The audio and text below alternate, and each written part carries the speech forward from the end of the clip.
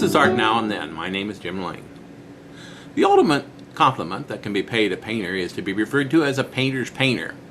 And while there are probably a half dozen or so painters down through the art history that could be so labeled, none of them deserve their designation more richly or would be more universally accepted by his legions of artists, past and present, than Rembrandt van Rijn.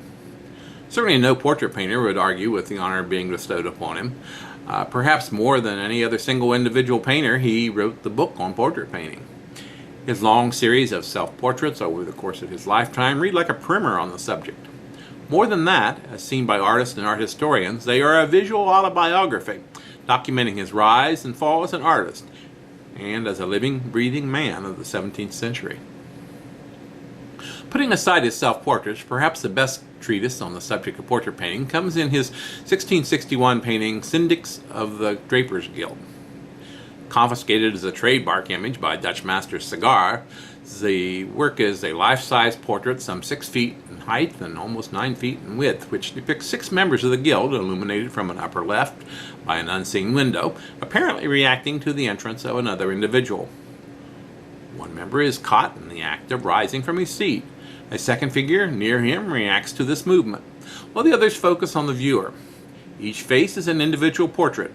Each is lit with slight differentiation, and above all there is a natural quality to the group scene that causes the viewer to consider apologizing for the intrusion.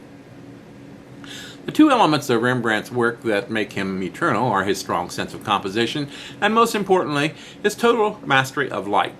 His so-called Rembrandt triangle, created by the highlighting of the cheekbone near area beneath the eye opposite his light source, has become stock in trade for portrait painters and photographers from his day until this day. Yet he used it in only one of the figures in the Drapers' Guild, demonstrating a versatility unmatched before or since in his mastery of facial lighting. In his earlier Resurrection of Christ, we see this same mastery of light in a religious work. With this total conquest of light and shadow in mind, it's hard to imagine that during his relatively short career, a mere 40 years or so, that he could fly so high as a painter and plummet so low in popularity as to die penniless and forgotten at the age of 63.